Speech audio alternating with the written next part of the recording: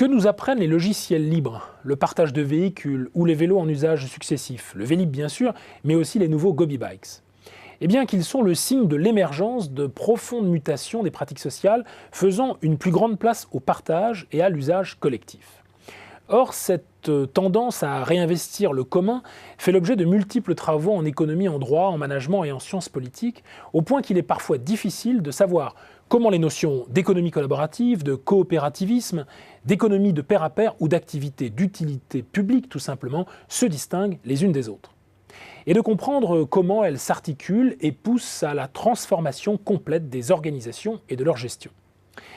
C'est précisément l'objet assigné à ce premier dictionnaire des biens communs, édité aux Presses universitaires de France et coordonné par Marie Cornu, Fabienne Orsi et Judith Rochefeld, que de tenter d'établir ces définitions, ces distinctions et ces évolutions importantes de nos sociétés à dominante capitaliste.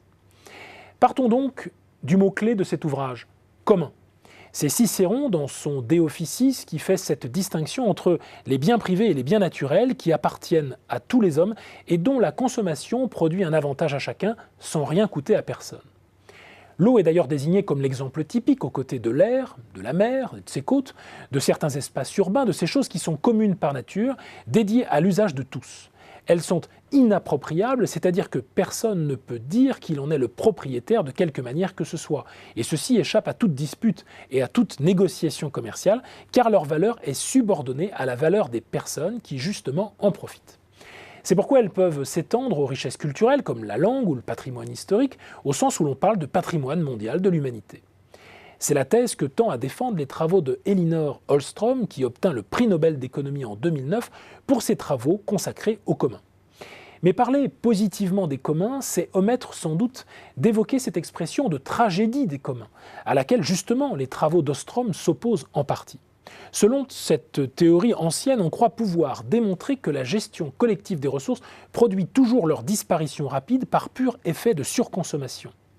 Mais ce n'est pas tenir compte des règles d'usage, selon Ostrom, qui en fait permettent au sein d'une communauté de gérer plus efficacement un commun, un partage des externalités négatives en quelque sorte, qui permet de préserver cette ressource.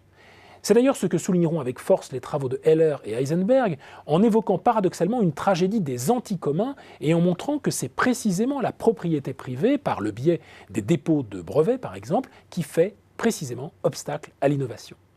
On découvre, entrée après entrée, que le monde de l'entreprise est très directement concerné par ces évolutions. Partie prenante, autogestion, mutualisme, les différentes formes de gestion collective d'une activité sont présentées. Sont également exposés les modes de production alternatifs qui se développent, comme les sociétés productives, les coalitions entrepreneuriales, le coopérativisme de plateforme, lequel tente, dans une veine post-capitaliste, de permettre à chacun d'être co-détenteur de la plateforme qu'il utilise. Cette logique relationnelle y est décrite comme souple, affinitaire, fondée sur l'équipotentialité et enfin contributive, relayant ainsi les travaux du philosophe Bernard Stiegler qui s'appuie sur le principe de partage des savoirs entre producteurs et consommateurs. Ne cachons pas en conclusion la complexité de ces questions ni leur volet proprement politique. Du reste, la notion de bien commun ou de bien public, ainsi que le soulignent les trois coordonnateurs de cette œuvre collective, rencontre des acceptions différentes selon les domaines que constituent le droit, l'économie, la philosophie ou la gestion. Et c'est ce qui rend cette approche multidisciplinaire du problème d'autant plus précieuse et qui fait de cette collaboration universitaire, en somme, un travail d'utilité publique.